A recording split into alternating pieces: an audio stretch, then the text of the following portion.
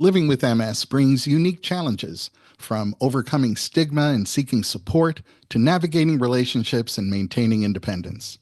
Welcome to Ask an MS Expert. I'm John Strum, your moderator, and I'm also host of the Real Talk MS podcast. Each week, Real Talk MS reaches thousands of people in more than 100 countries around the world with the news that people affected by MS need to know. My wife, Jean, lived with progressive MS for 23 years, so I've had a front row seat experiencing all the ways that MS can impact a family. Today, I'll be asking our experts the questions you want answered.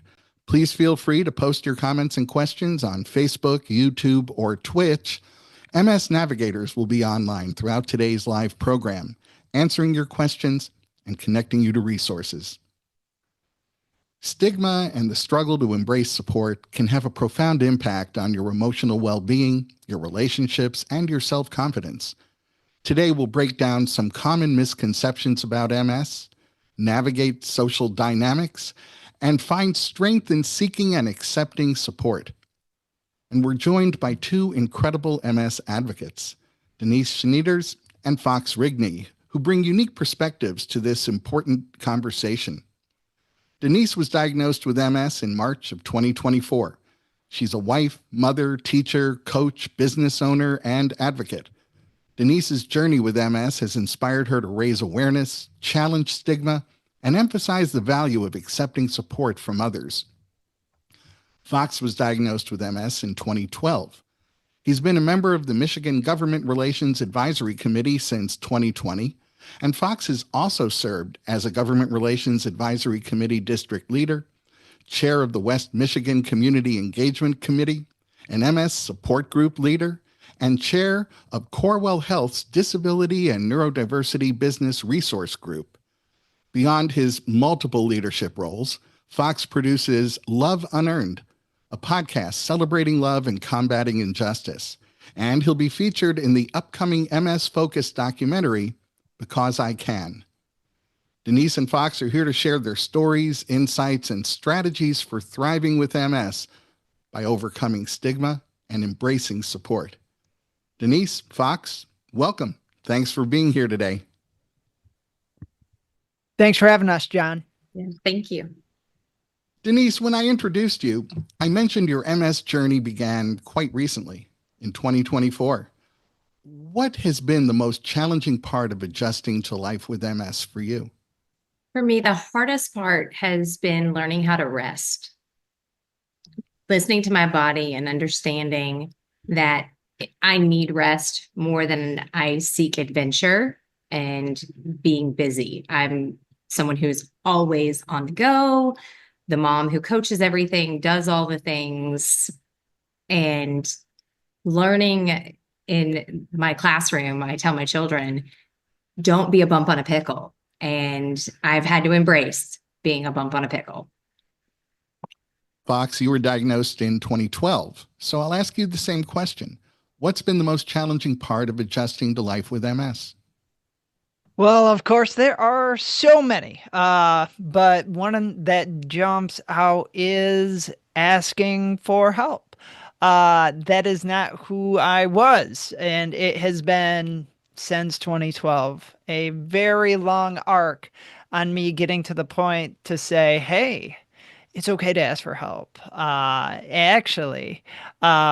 It does not only do me service to ask for help, but it does my community, those that support me, love me, care for me, it does them service as well. So that was a hard bridge to cross, but I'm glad I got there. Denise, have you experienced stigma or judgment because of your MS? And if you have, what strategies have helped you cope? The biggest thing that I faced that's been hurtful to me has been the idea that having MS means that I should stop. I should stop living. I quickly announced my diagnosis to those who I care about and who care about me. I didn't want to feel stigma. But as soon as I did, I was immediately asked, oh my gosh, are you going to keep teaching? Are you going to keep coaching? Are you going to stay home? Oh, it was the jumping to the conclusion that I just was going to stay home and do nothing. And it was defeating. And it's not my nature to sit still. So that was hard, very hard, because it was like, okay, they don't think that I have it in me to continue and to fight, to stay active and healthy and try and do the things for as long as I can, as well as I can. Yeah, listening to you, I think that it's part of the MS journey when you realize you not only have to manage your MS, you have to manage the people around you in terms of what they understand about MS before they jump to some of those hurtful conclusions, right? Right. It was the instant you're diagnosed, you're disabled on a scale that is debilitating, and it can be. Mine isn't there. And, I want to continue to be as active as possible for as long as possible. Brings me to my very next question for Fox. What are some common misconceptions about MS or disability in general that you wish people better understood? In the larger picture, this concept that we're broken, all the things that we have lost. You have lost this, and things are different. They are absolutely very different from the life that I expected to lead before I knew that I had multiple sclerosis. Absolutely. I was a big runner. I cannot really run anymore, even though I wish I could. And you'd say, oh, well, you have lost these pieces of you.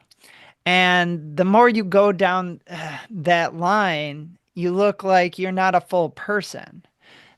But that misconception, we are full people.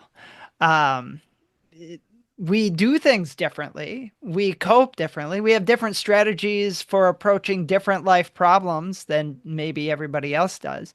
And that also is very much in tune with the larger disability community. We're all full people, and we would hope to be treated as such, no lesser, and not to be othered. I think that resonates with an awful lot of people in the MS community, and as you point out, the broader disability community. So, Denise, how can family, friends, or really society in general do better in reducing the stigma around disability?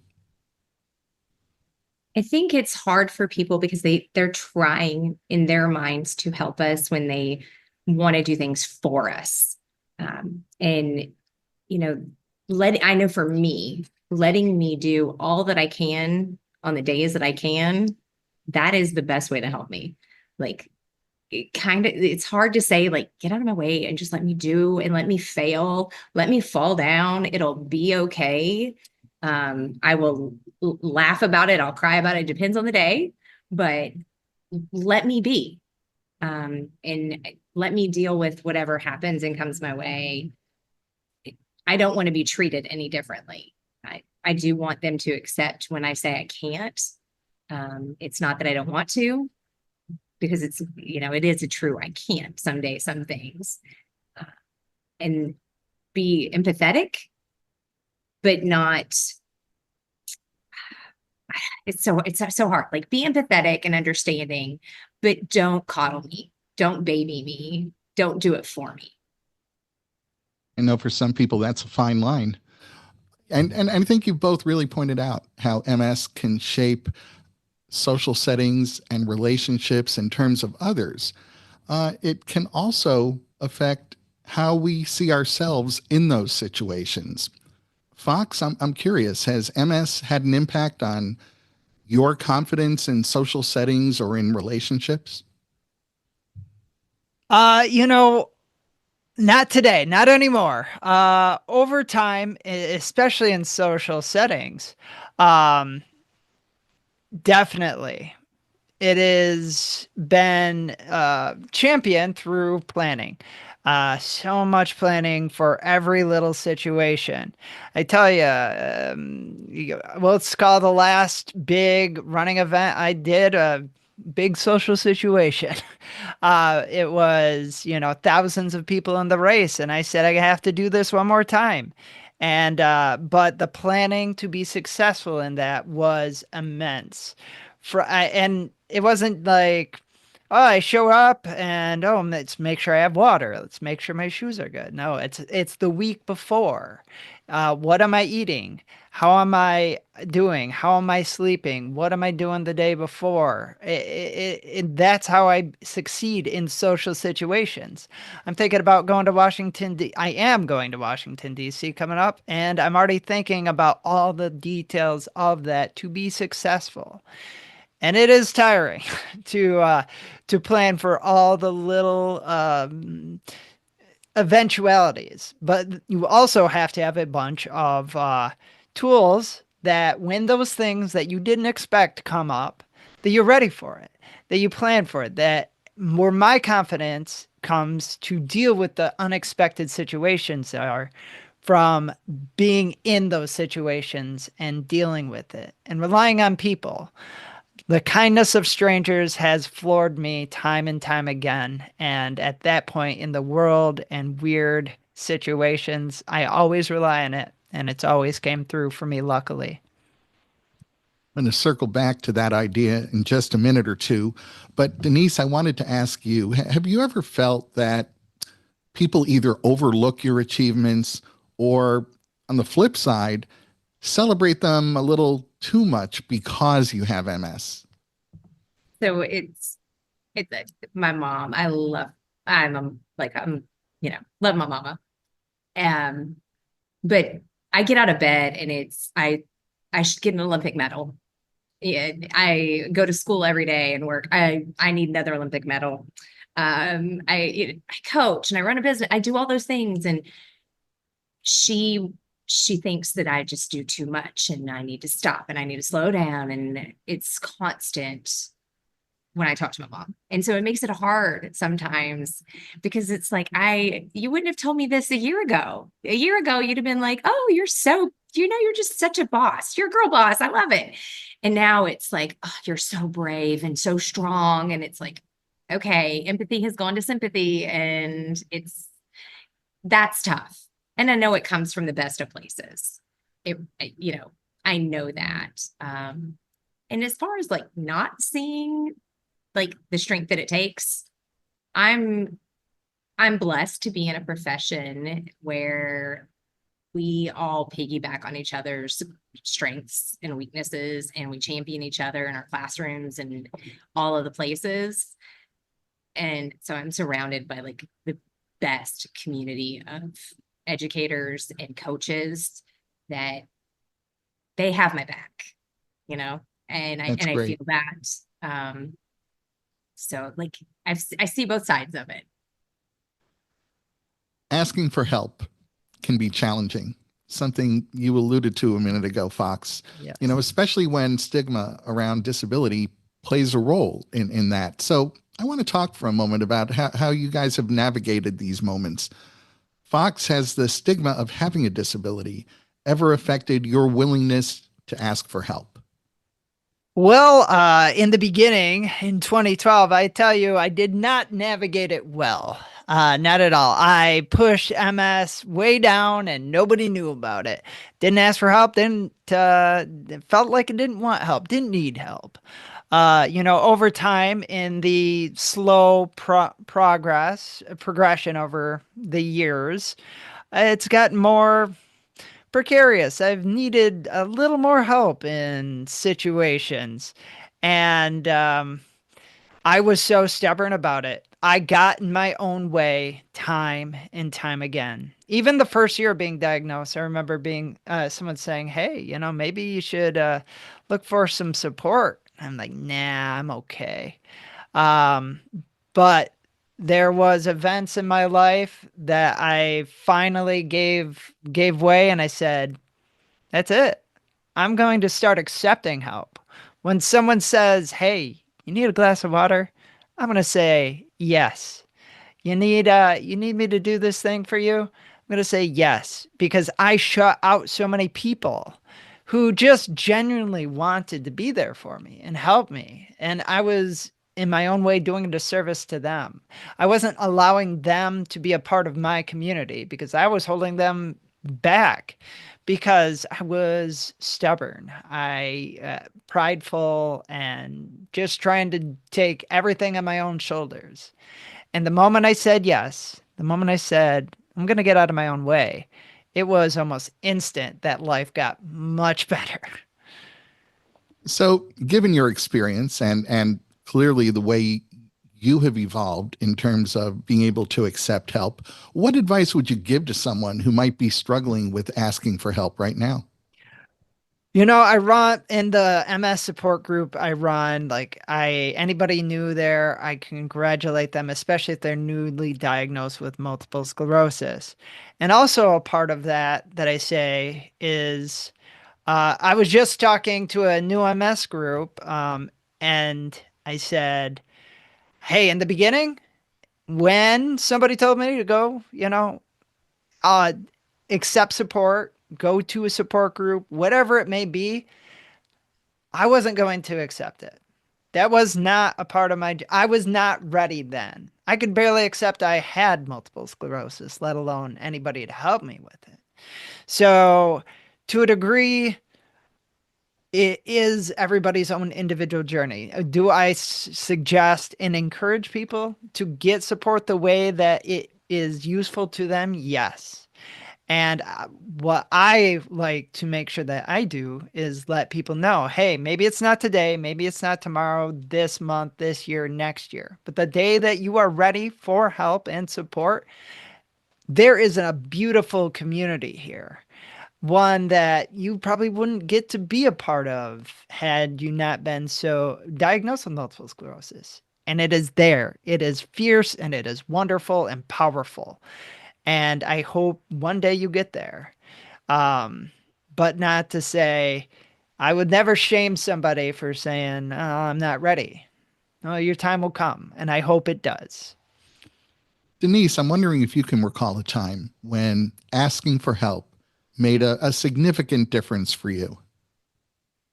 So in running our business, my husband and I, we run a volleyball organization and have 9 teams of athletes and then a youth league. It's a whole huge thing. And I run the logistics of all of it, on top of being a teacher and a mom and all the things. And I didn't ask for the help. It was, you have help. Here it is. I was not given a choice in the help. My people came to me and said, you're not doing this alone anymore. It's not healthy for you. It's not something you need to take on when we can all help you.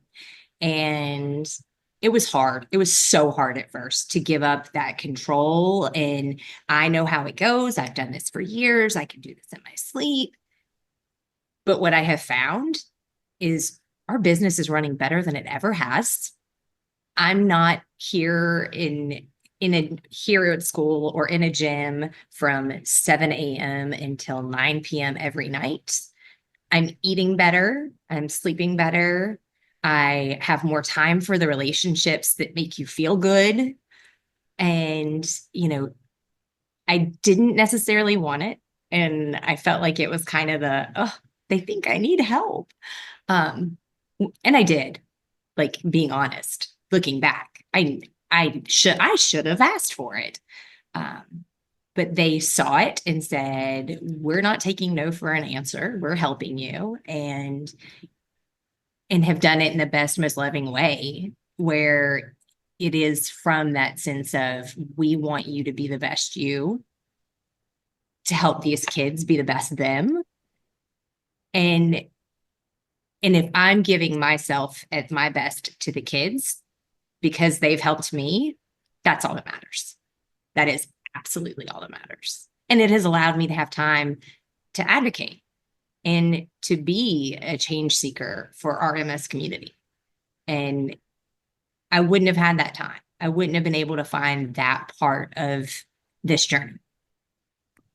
I guess the flip side of asking for help is receiving that, well-intentioned but unsolicited help. That can be a little tricky, especially when you're trying to find a balance between being independent and receiving support, right? I'm wondering, Fox, have there been situations where unsolicited help made you feel uncomfortable or even frustrated?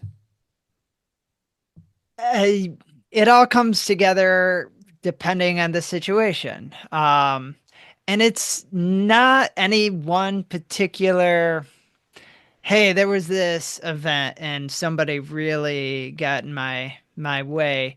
It is the small things that are done that you understand people may do for you that they might not do for other. When you just want to be a normal person, like don't go out of your way. And uh, trying to think about micro, not, I wouldn't say microaggressions. It is not like that. Micro actions that each day is different. Every day we're waking up with different amount of spoons for those that understand spoon theory. And some days I can take, hey, can I do this for you? Um, in stride. And some days it is grating. Um, and that's just the world that I live in with not having any sort of consistent energy levels or whatever that may look like in that day. So yeah, no, it comes up, and you think about navigating the world, um, but taking things off my plate, like I don't want, and I try to be clear, I try to be communicative about that. Like, hey, when I need help, I have been diagnosed with multiple sclerosis long enough. I know when to ask for help and I know how to ask for help. And so what helps me kind of navigate that is by making people confident that I know what I'm about, I know what I can do, and that I will reach out when I need that, because otherwise, yeah, they take it upon their own to make sure that they're trying to help me when I might not need that help. Do you think there's a way for someone who is well intentioned to offer help in a supportive way? Yeah, there definitely is. Uh, with having multiple sclerosis, um, it is understanding that there's positive intent, especially if I don't have a strong relationship with somebody and they're trying to help me. They're doing it out of what they perceive and what they're trying to navigate as a positive, helpful action.